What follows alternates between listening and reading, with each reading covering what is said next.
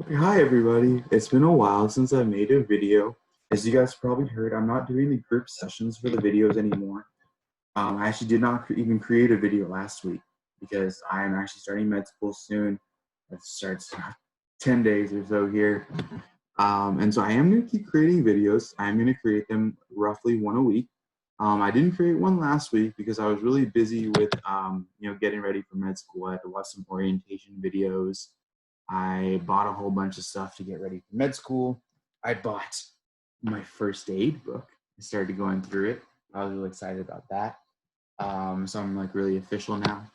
Um, I was getting my apartment stuff set up, just things like that. It became a really hectic week out of nowhere. And so I didn't end up creating a video last week. But in order to make up for that, I do want to create a real short video right now. It won't take too long. I'm hoping maybe 30 minutes or so. So what we're doing today is a lot of people have expressed a concern to me. When we did our previous practice classes and whatnot, we applied my techniques to, we did Jack Weston, we did Khan Academy, we did Princeton Review, we did some random passages I found on the internet from like Cambridge Consulting or something.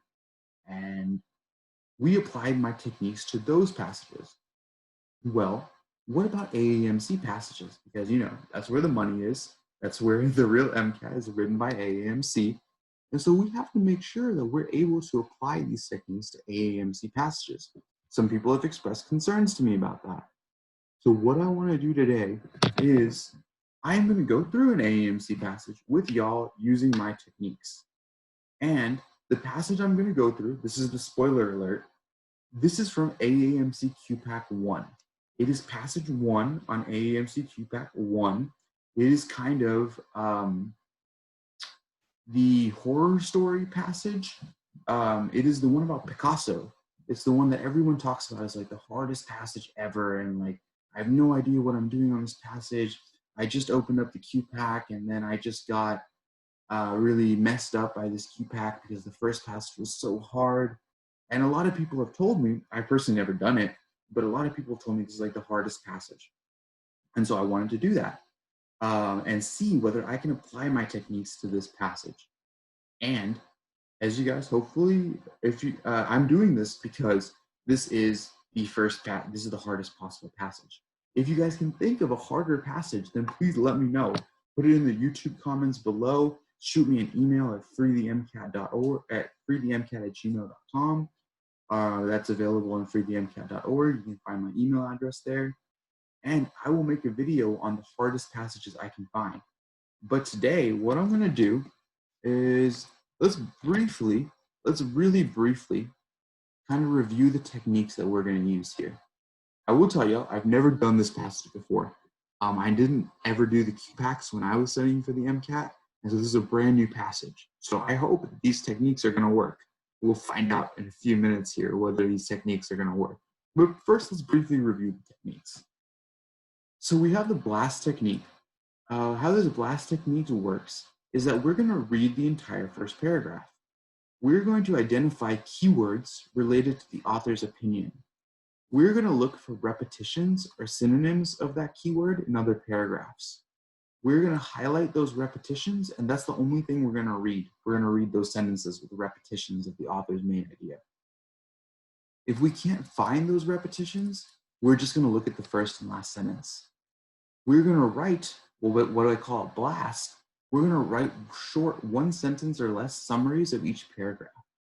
If possible, we're going to look back over the summaries at the end and get an overall picture.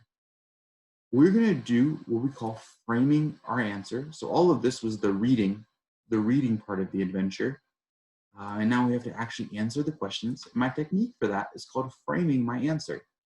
What that means is I'm going to read the question and then I'm going to try and answer it without looking at the choices. I'm going to answer it like it was a short answer test or something like that. And then I'm going to look at my choices and see what matches what I said. There's what we call, in terms of the big picture, there's broad scope and narrow scope questions. Broad scope questions are questions that relate to the main idea or the central concern. We can usually frame them straight from our blast. And it's stuff that has a broad answer. If it's a main idea, it's going to be a pretty broad answer. Narrow scope questions are kind of the opposite. They refer us to a specific paragraph or sentence in the text. For these, we actually go back to the text and we try and read up on that specific area and we try and frame our answer using that. We talked about timing a few classes ago. On the COVID edition of the test, for a 6-question passage, you would have 10 minutes and 10 seconds. Then a little extrapolation from there. For a 7-question passage, you would have 11 minutes and 11 seconds. So our Picasso passage that we're doing today is actually one of these. It's a 7-question passage. And what I'm going to do is I'm going to give myself, on the real test day, I'd have 11 minutes and 11 seconds. However, for the purposes of making this video, I'm going to try and explain it to y'all. I'm going to give myself 12 minutes. 12 minutes on this clock there. It's going to make a nice loud sound at the end. And I'm going to try and answer and explain all of the questions in this passage in 12 minutes, which is just a little bit longer than I'd have on test day to answer this test. So, okay, let's flip over to my passage. And I will warn y'all one more time, I'm not even going to start reading right now. I've never seen this passage before. I never did this QPAC. When I was studying for the MCAT, a few people have asked me some questions about it and said it's really hard, and I just tell them, oh, I've never done this one. But today, we're making the video, and today I will do it, and I'll see how I do. Am I missing some questions? Who knows? We'll find out today. So we have 12 minutes on the clock. I am going to start. Okay. Picasso. I know it's going to be about Picasso. Saved all his art or scraps of paper. Oh, it seems that they're doing this because Picasso is a genius. Picasso's a genius. Form and scale, symbols. I don't know what that means. I don't know what these things mean. I'm just gonna, whatever. We'll skip that for right now. Picasso and some other guy invented Cubism, which is like an art thing. Okay, so the vibe I'm getting here is Picasso is a genius. I really ignored all this stuff right here. I don't know what a lot of that means, but the main vibe is that Picasso is a genius. And then, okay, so we're looking for stuff about Picasso being a genius. Here's something about Picasso and his talent. The standard story of Picasso is that his talent enabled him to surpass all other artists. Picasso's own opinion is that every genius is naive. I don't know, I'm not sure what that means right now. Oh, he's saying he's not a genius, right? That's weird. Okay. And I read the first sentence. I'm gonna go ahead and read the last sentence too. Picasso once quipped, when I was their age, I could draw like Raphael, so he's really great. It's taken me a whole lifetime to learn to draw like them. To learn to draw like who?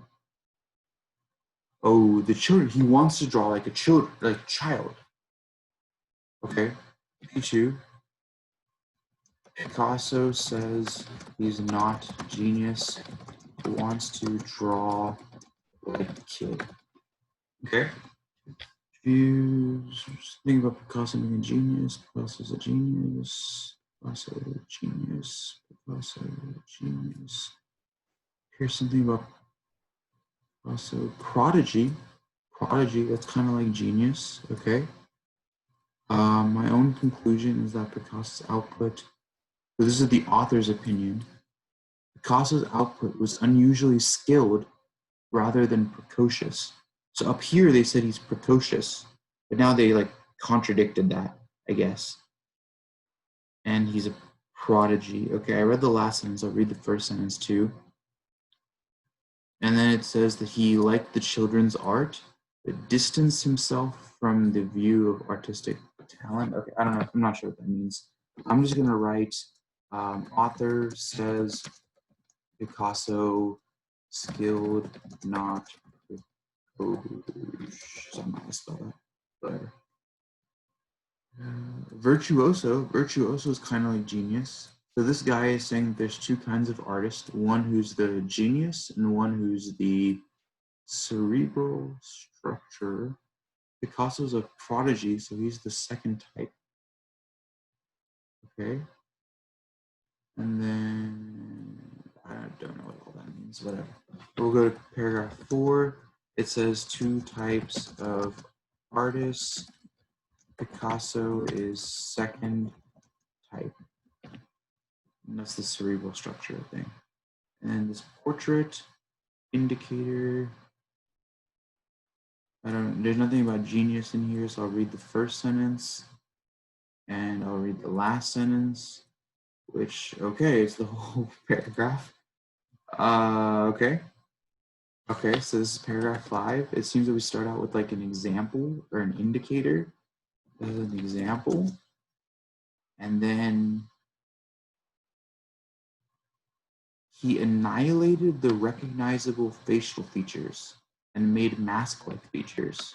So not realistic, mask-like. Okay, that's Picasso's vibe, I guess. That was at least in this example.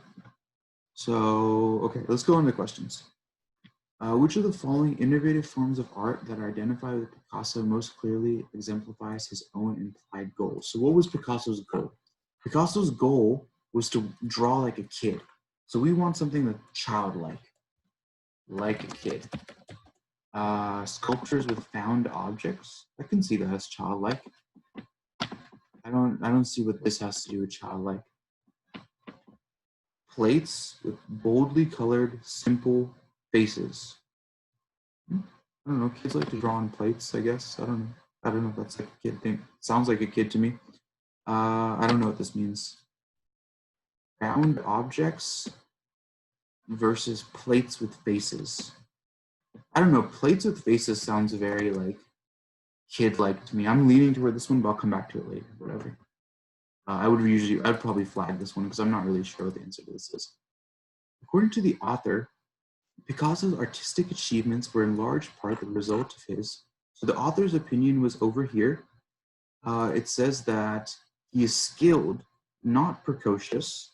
And the author also said, or he's doing all these quotes and stuff that say that Picasso says he's not a genius. He wants to draw like a kid. Okay, so we come back to this thing like a kid. Retention of genius of childhood. I'll hold on to that. I didn't see anything about artistic movements. Revisions and amendments, that's down here. That's what he did with this example. But I don't know if that's not related to what my framing just was. Learning to work with spontaneity. Oh, spontaneity is like a kid. This is childlike. Learning to work with apparent childlikeness. Oh, that's exactly what I just read. That's what I want. That's what I want right there. The word nature is used in the sense of nature. Nature? Oh, that's right here. He's talking about these two kinds of artists. There's this one type who's like a genius. A virtuoso is kind of like a genius who relies on nature. So that's nature in like a nature versus nurture sense. Like you're a genius. You know it already. You're just like born with it. It's not talking about like trees and stuff. That's not it. I don't even know what that means. Intuitive, artistic, master. Oh yeah, I like that. I like that. That's like you're born with it. I guess that's the vibe. Uncontrolled creative impulses. I didn't see that. I'm gonna go with this one. That seems like it's something you're like born with. Intuitive. What is the author's response to the standard story about the origin of Picasso's genius? Okay, the standard story was that Picasso's precocious talent enabled him to surpass other artists. But then the author's opinion on this. Oh, my own conclusion is that he was skilled, not precocious. Okay, so the standard story is that he's precocious, but the author says that he's not precocious. He's skilled. The author's kind of like contradicting. He doesn't like that. So it's not acceptance for sure. I don't know that that's neutral. He kind of like, he says that's wrong. It's very rarely neutral. Most of the time, the author's pretty opinionated. Revisionist? I'm not sure. Skepticism. Picasso's earliest drawings are presumed to not be. Oh yeah. That's he's not precocious. That's exactly what I was looking for. Yeah. Okay. The assertion that Picasso's early productions contain harbingers of his latest art is not clearly consistent. So he said harbingers at the top here. Picasso's later genius, and he said all this crap about Picasso's art style or whatever. But oh, what is contradictory about this? What's contradictory is that Picasso said that he didn't like to draw like this.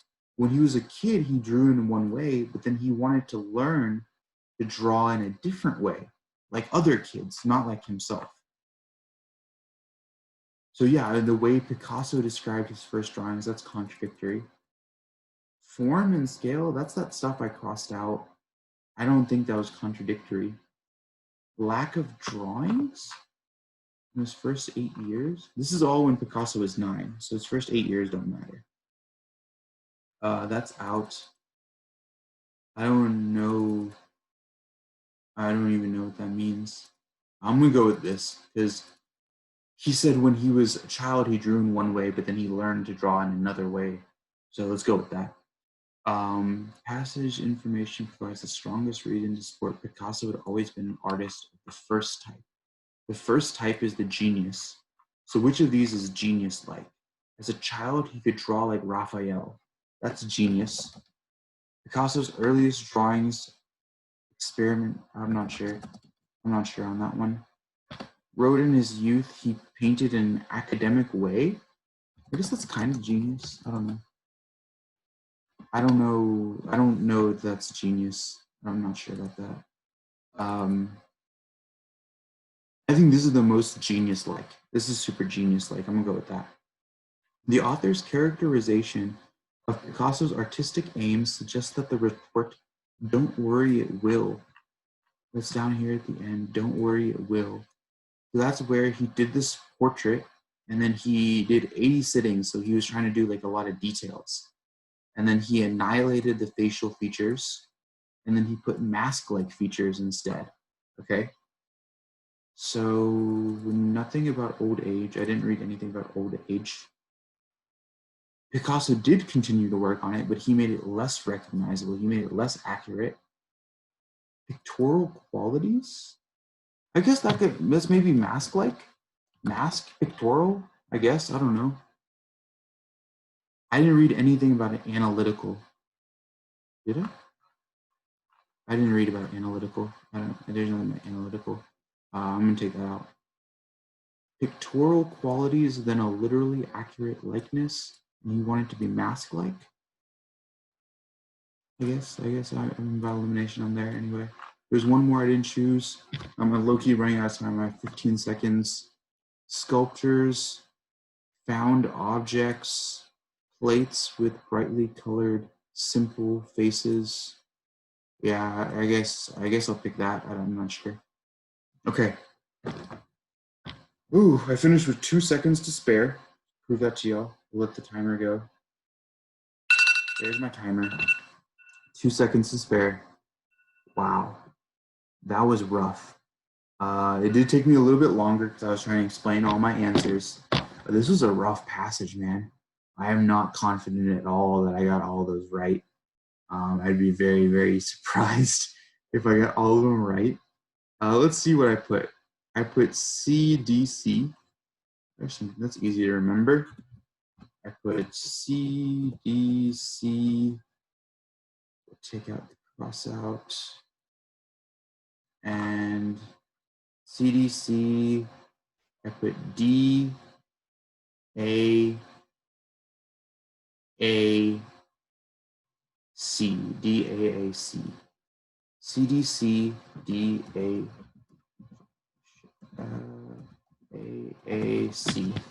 Okay. Here's the moment of truth. Let's take a look at the real answers. Okay, the first answer is C. Nice. We're off to a good start. We will do green for right answers.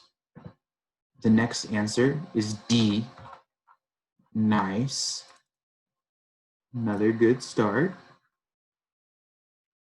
The next answer is C. Okay. C, that's good. The next answer is D. I think that's what I put. Awesome.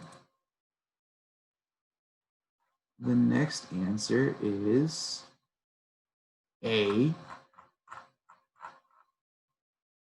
That's good. The next answer is B. I don't think that's what I put. We'll look at that later. Yeah, so this one's wrong. No. Okay, and let's take a look at the last one. It's C. I think that's right, actually. Okay, so the one that I got wrong was this guy here, number 6. And it says that the right answer is supposed to be B. Okay. Let's see. Which passage information provides the strongest reason to suppose that Picasso had always been an artist of the first type? So one thing I like to do is the explanations on AAMC are from what people have told me, and explanations on Jack Weston and stuff aren't much better. They're not too great. What I like to do is I like to come up with my own explanation. I know that B is supposed to be the right answer. An artist of the first type. Okay, the first type is the unreflective virtuoso. So it's kind of like a genius who relies on nature. It says the answer is this thing about exuberant experimentation. Experimentation.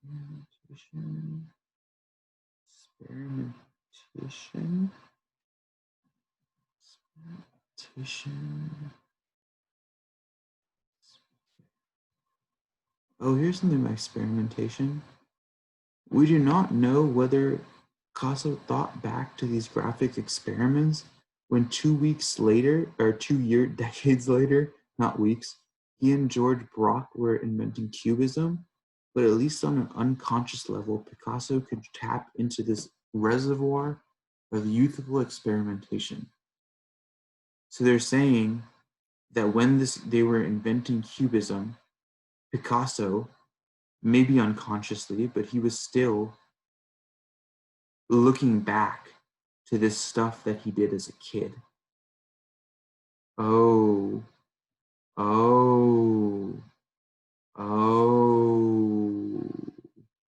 So when Picasso invented Cubism, he was looking back at the experiments, they say, of his childhood. So his childhood, the stuff from his childhood was so great that it influenced his later work. It's not a perfect justification, but I think that's kind of what they're getting at there. 6, the early proliferation of exuberant graphic experiments. I don't know what that means. I think it just means that because when he was a kid, he did those experiments and then that influenced his later work. So he had like the talent or the potential from when he was a kid. So that means he's like a genius. Okay, I buy that. I do kind of buy that, I guess. I'm not 100% sold, but I buy it. So what I did is I got a 6 out of 7. Let's see what that would look like on the real test. Let's do a little mathematicalness. 6 out of 7 is 86%. So we will do 0.86 times on the real test. There's 53 questions, not the COVID edition. The COVID edition is a little shorter, but my scoring scale works off the real test. So if I did so I had to get 46 questions right, or round up 46. Let's take a look at what that means my actual score would be. Scores. I have a little thing that tells me. Oh, this is it. Let's see. I have a little thing that tells me my score. Watch me do like awful on this. It'll be funny. I'd probably just laugh. Okay, so I would have gotten a 46 questions right out of 53 if the entire test was as hard as that Picasso passage. Thank God it's not. If the entire passage was that, if the entire section, the entire card section on a test was as hard as that Picasso passage, if I went 6 out of 7 on everything, I would have gotten 46 questions right. That puts me at a 129. Hey, that's not bad. So on Picasso passage, I got 6 out of 7 questions right, or a 129. Not ideal, but this is the hardest passage on the test. I really think this would be like, if you got this on the test, like, it would be the hardest thing like on the test. There's no way another passage would be harder than that. And I missed one question. I can actually miss like 3 questions and I can still get a perfect score. Okay. So that's what I had for my video today, guys. Hopefully, I didn't get a perfect score. I only got 6 out of 7. I only got 86%. But I think what I did show y'all is that we can use my strategies and we can come up with pretty good answers. We can do a pretty good job at even the hardest passage on the test. If you guys have any questions about how I got those answers, feel free to put them in the comments or email me. If you guys have any other really hard challenge passages that you'd like me to work on, and one more time, put it in the comments, email me. Feel free to subscribe to our YouTube channel so you can keep up with our content. Feel free to check out our website. Thank you guys for watching. I really appreciate it. Have a great night.